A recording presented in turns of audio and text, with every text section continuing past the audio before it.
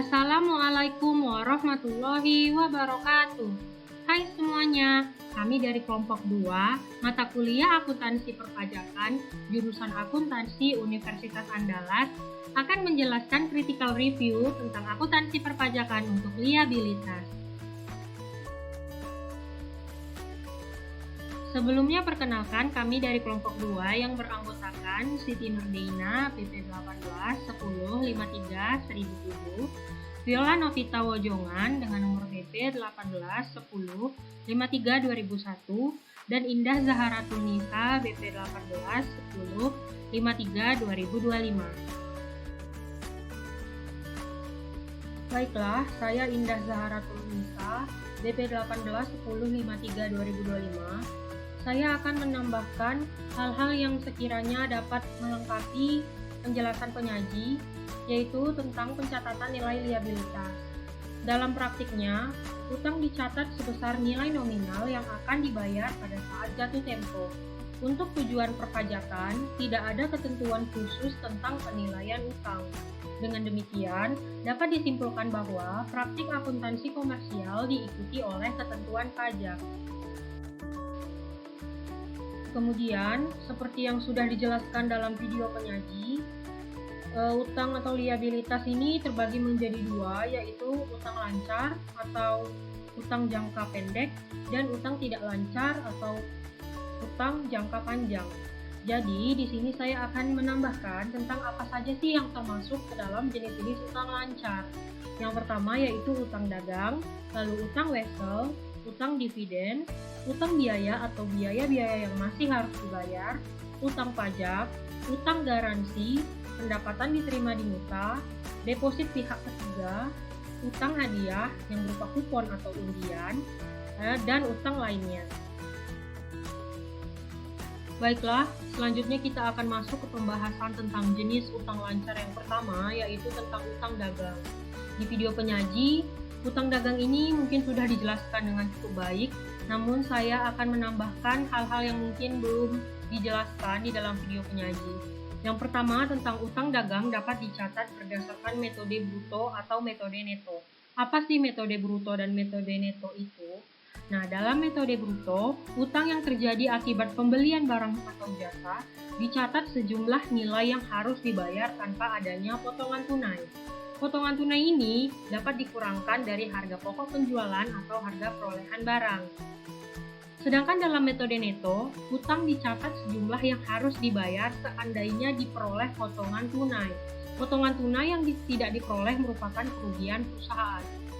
Karena ketentuan pajak tidak mengatur secara khusus, kedua metode ini dapat dipertimbangkan. Namun, jika terdapat kegagalan pemanfaatan potongan tunai, maka dalam perpajakan pengakuan kerugian belum dapat diterima dengan alasan tidak ada keuntungan atau kerugian hanya karena pembelian barang dagang. Kemudian, keterlambatan pembayaran utang dagang pada umumnya tidak menimbulkan pembayaran bunga atau denda.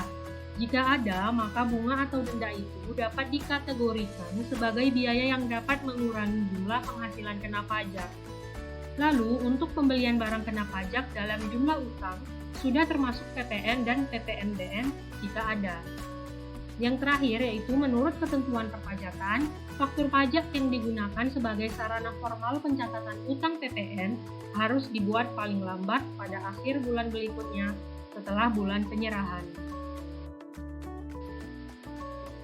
Selanjutnya, jenis-jenis utang lancar yang kedua yaitu utang wesel. Utang wesel dapat terjadi sebagai transformasi utang dagang yang dikeluarkan untuk mendapatkan pinjaman. Apabila atas wesel tersebut harus dibayar bunga atau diskonto, maka bunga atau diskonto yang dibayar atas wesel tersebut harus dicatat terpisah.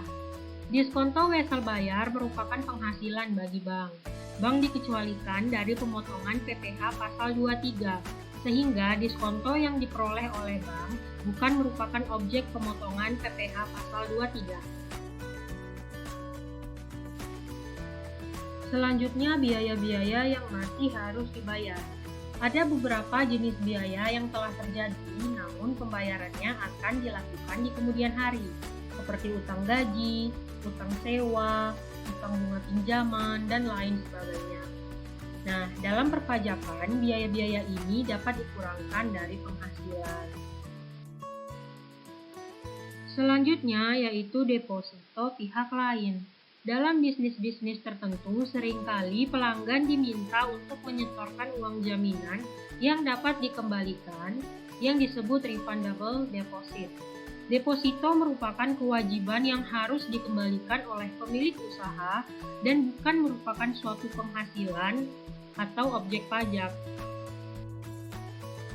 Selanjutnya yaitu pendapatan diterima di muka. Pendapatan diterima di muka merupakan penghasilan dari penjualan barang atau penyerahan jasa yang diterima sebelum terjadinya transaksi penyerahan barang atau jasa.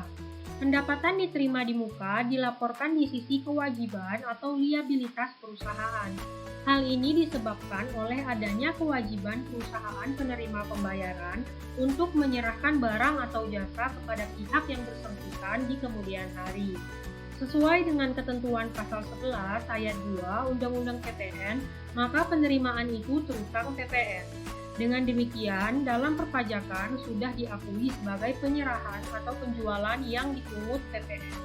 Contohnya, apabila seorang pengusaha kena pajak menerima pembayaran di muka sebesar 1 juta dari kontrak pembelian barang sebesar 10 juta rupiah, maka pada saat penerimaan uang muka tersebut, sesuai dengan ketentuan PPN, dianggap sebagai penyerahan yang terutang pajak sebesar 10% dan dilaporkan dalam SPT masa PPN.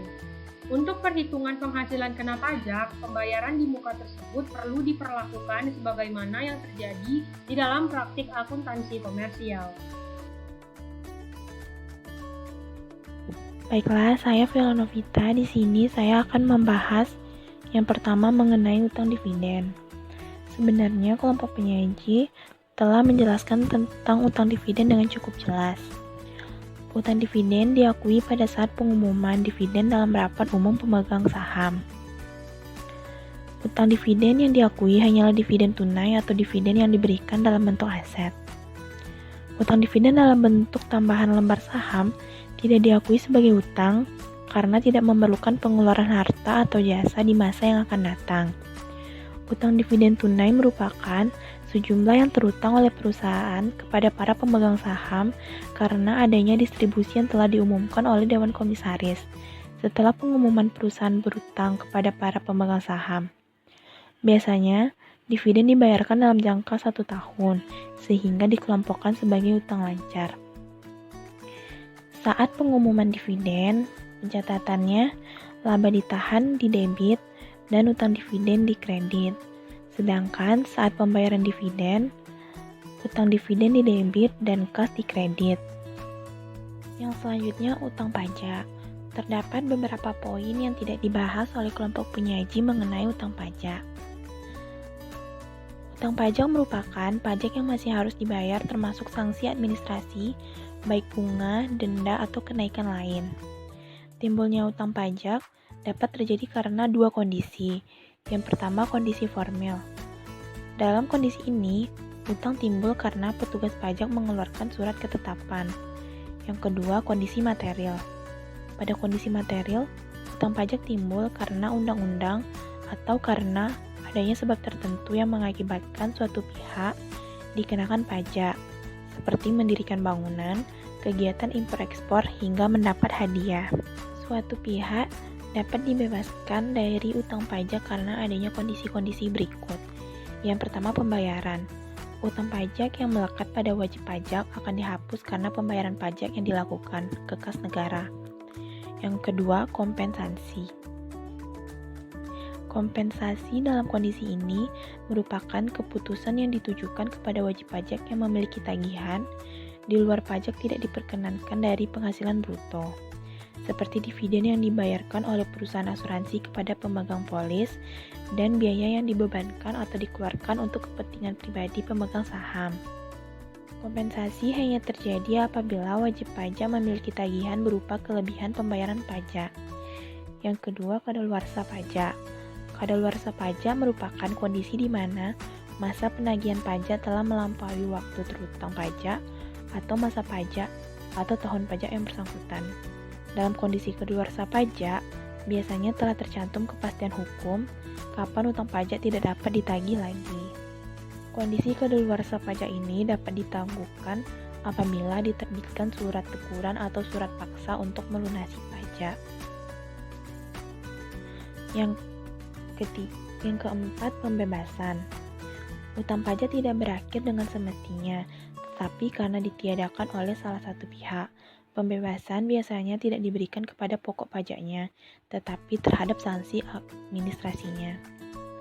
Dan yang terakhir, penghapusan. Sifat penghapusan sama dengan pembebasan, tetapi diberikan kepada wajib pajak. Penghapusan utang pajak bisa disebabkan karena kondisi keuangan wajib pajak atau kematian. Selanjutnya, utang hadiah. Di sini kelompok penyaji tidak membahas mengenai utang hadiah. Utang hadiah ini timbul akibat dari perusahaan menjanjikan sejumlah hadiah kepada konsumen dalam bentuk kupon yang dapat ditukarkan. Utang hadiah muncul pada akhir periode karena memungkinkan adanya konsumen yang belum menukarkan kuponnya. Untuk hadiah yang timbul sehubungan dengan kegiatan atau pekerjaan, dipotong PPh pasal 21 bagi wajib pajak dalam negeri dan PPh pasal 26 bagi wajib pajak badan atau BUT. Selanjutnya, utang garansi. Di sini kelompok penyaji juga tidak membahas mengenai utang garansi. Utang garansi adalah suatu janji yang akan dibuat oleh penjual kepada pembeli untuk menjamin kualitas dan kuantitas maupun daya guna suatu produk. Untuk meningkatkan promosi penjualan, seringkali penjual memberikan garansi dalam bentuk perawatan atau reparasi gratis, penggantian komponen, dan pengembalian uang. Sesuai dengan konsep penetapan beban dan pendapatan, biaya garansi yang timbul di kemudian hari sebagai akibat penjualan sekarang, maka biaya itu harus ditetapkan sekarang, yang tentunya melalui penaksiran jumlah. Karena kesulitan penaksiran jumlah biaya itu, dalam praktik dianut pendekatan tunai.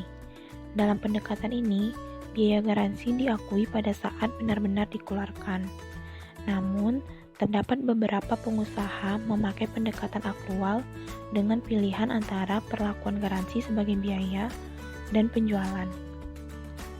Untuk tujuan perpajakan, karena pada prinsipnya tidak diperkenankan untuk mengantisipasi kerugian dan adanya pengakuan penghasilan secara akrual tanpa penangguhan, maka pendekatan tunai lebih dapat dipertimbangkan dari pendekatan akrual. Dengan demikian, pengeluaran untuk keperluan garansi setelah purna jual diakui sebagai biaya pada saat pengeluaran nyata dan diakui sebagai utang apabila belum dibayarkan. Selanjutnya, utang obligasi. Utang obligasi termasuk ke dalam liabilitas jangka panjang. Dalam PSAK 50, dikatakan obligasi termasuk dalam liabilitas keuangan yang mengikat peminjam dengan kewajiban kontraktual untuk menyerahkan kas atau aset keuangan lainnya kepada entitas lain. Ketika perusahaan mengeluarkan obligasi, harga jual yang diperoleh dari penerbitan obligasi ditentukan oleh 3 faktor, yaitu yang pertama, nilai nominal obligasi, yaitu nilai pada tanggal jatuh temponya. Yang kedua, bunga periodik yang dibayar atau diberikan atas obligasi tersebut. Dan yang ketiga, tingkat suku bunga pasar. Nah, selanjutnya contohnya, kelompok penyaji tidak menerangkan bagaimana pencatatan untuk utang obligasi. Pada tanggal 1 Januari 2015, perusahaan mengeluarkan obligasi senilai $100.000, tingkat bunga 12%, jangka waktu 5 tahun. Bunga dibayar tiap 6 bulan dengan tingkat suku bunga pasar sebesar 12%. Untuk pencatatannya, pada tanggal 1 Januari 2015, saat penerbitan obligasi, kas senilai $100.000 didebit dan utang obligasi senilai $100.000 dikredit. Selanjutnya, saat pembayaran bunga obligasi. Pada tanggal 30 Juni, melakukan pembayaran bunga senilai $6.000. Nilai ini didapat dari $100.000 dikali 12% dikali 6/12. Pencatatannya, beban bunga senilai $6.000 di debit dan kas senilai $6.000 di kredit. Untuk pelunasan obligasi jatuh tempo pada 31 Desember 2015. Pada saat itu, perusahaan membayar nilai pokok atau nominal kepada pemegang obligasi. Untuk pencatatannya, utang obligasi senilai $100.000 di debit dan kas senilai $100.000 di kredit. Utang bank dan utang lainnya. Utang kepada bank contohnya adalah kredit investasi, modal kerja, atau pinjaman yang lain. Baik utang bank maupun utang lainnya dicantumkan sebesar nilai nominal sisa utang yang masih harus dibayar. Dan bunga atas utang yang belum dibayar dan kewajiban memotong pajaknya dibukukan secara terpisah pada perkiraan bunga dan pajak yang harus dibayarnya dan dipotongnya. Penyaji telah menjelaskan mengenai pengertian utang hipotek. Namun, penyaji tidak menjelaskan apa saja keuntungan dan kerugian dari utang hipotek ini dan apa saja jenis bunga utang hipotek. Nah, saya di sini akan menjelaskan keuntungan dari utang hipotek. Keuntungan dari utang hipotek adalah dapat mengurangi beban pajak, yang mana keuntungan ini umumnya dirasakan oleh peminjam yang bersatu sebagai badan hukum atau usaha alias perusahaan. Bunga yang timbul atas adanya utang hipotek ini ternyata dapat mengurangi beban pajak, sehingga pajak yang dibayarkan perusahaan akan lebih kecil dibandingkan tanpa adanya bunga utang hipotek. Yang selanjutnya adalah kreditur tidak memiliki hak untuk mengintervensi internal perusahaan. Kreditur di sini adalah bank atau pihak lain selaku pemilik hipotek, yang mana artinya bank atau pihak lain tersebut tidak bisa mempengaruhi bahkan mendikte perusahaan untuk mengubah arah kebijakan dan strategi bisnisnya. Selanjutnya adalah tetap bisa memanfaatkan jaminan. Maksudnya di sini, perusahaan tetap bisa memanfaatkan aset yang dijaminkan tersebut. Oleh sebab itu, utang hipotek tidak mempengaruhi atau mengganggu operasional dan kinerja perusahaan. Nah, di balik keuntungan tersebut, utang hipotek tentu juga memiliki kerugian. Adapun kerugiannya yaitu biaya mahal dan pembatasan penggunaan aset yang dijaminkan.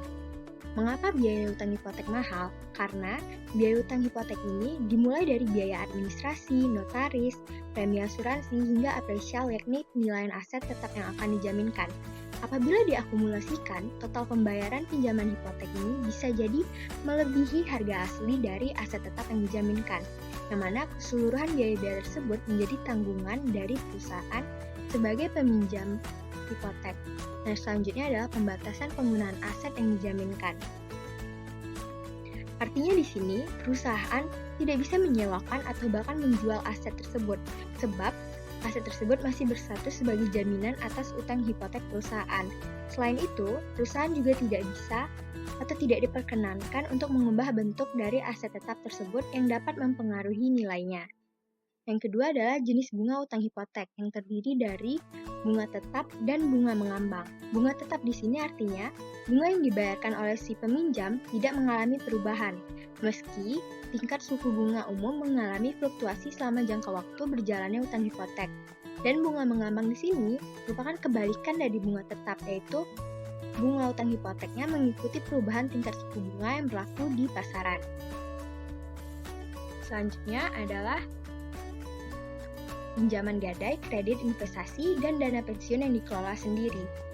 Penyaji telah menjelaskan mengenai pengertian dari ketiga hal tersebut, namun penyaji tidak menjelaskan apa saja jenis dari ketiga hal tersebut, persyaratannya, dan ketentuan pajaknya, dan bagaimana pelakuan pajak atau pencatatan atas transaksinya. Nah, selanjutnya adalah restrukturisasi utang. Penyaji telah menjelaskan pengertian restrukturisasi utang, pihak mana yang membutuhkan restrukturisasi utang, dan tujuan dari restrukturisasi utang ini. Namun penyaji tidak menjelaskan jenis restrukturisasi utang dan juga dampaknya terhadap dan pengaruhnya kepada PPh. Nah, jenis restrukturasi utang ini ada 3, yaitu pertukaran aktiva, pertukaran ekuitas, dan modifikasi persyaratan. Yang mana modifikasi persyaratan ini dilakukan apabila total pembayaran pada struktur baru melebihi atau kurang dari nilai utang terbaru. Nah, dampaknya adalah apabila total pembayaran melebihi utang terbaru, maka keuntungan atau kerugian dari restrukturisasi tersebut dapat diakui secara segera. Nah, penyaji juga sebelumnya telah menjelaskan mengenai trouble debt restructuring, yang mana sudah cukup jelas penjelasan dari penyaji tersebut. Namun, penyaji melupakan satu hal lain yang dari jenis liabilitas jangka panjang, yaitu kewajiban yang lain. Kewajiban yang lain ini adalah kewajiban yang terjadi di mana jumlah utang tersebut baru diketahui di kemudian hari setelah terrealisasinya suatu transaksi atau peristiwa dengan syarat tertentu. Contoh dari kewajiban atas syarat tertentu ini adalah utang yang besarnya bergantung pada hasil usaha, seperti bonus karyawan, utang piutang dagang yang digadaikan seperti transaksi anjak piutang, penjualan piutang wesel, endorsement atas wesel bayar, sengketa hukum, kewajiban sesuai dengan kontrak, dan pembelian atau pembangunan aktiva tetap berdasarkan kontrak. Nah, ketentuan perpajakan mengakui pencatatan dan pembebanan kewajiban yang lain ini sejumlah kewajiban tertentu yang wajib dibayar perusahaan sebagai biaya. Nah, perusahaan dalam melakukan upaya pembiayaan di luar neraca itu dapat dilakukan dengan menggunakan beberapa alternatif teknik seperti pembentukan anak perusahaan yang bertugas membantu pembiayaan induk perusahaan ataupun membantu pembiayaan perusahaan lain dalam satu grup. Yang kedua adalah kerjasama penelitian dan pengembangan, kerjasama pembiayaan proyek, dan financial lease. Ketiga teknik pembiayaan pertama atau pembentukan anak perusahaan tadi, kerjasama penelitian dan pengembangan, serta kerjasama pembiayaan proyek merupakan ketentuan pajak yang menganut konsep substansi mengungguli bentuk formal, yang mana sesuai dengan PPh pasal 6 ayat 1 Undang-Undang PPh, biaya yang dapat dikurangkan dari penghasilan adalah biaya untuk mendapatkan, menagih, dan memelihara penghasilan. Baiklah, sekian presentasi yang dapat saya sampaikan. Terima kasih. Wassalamualaikum warahmatullahi wabarakatuh.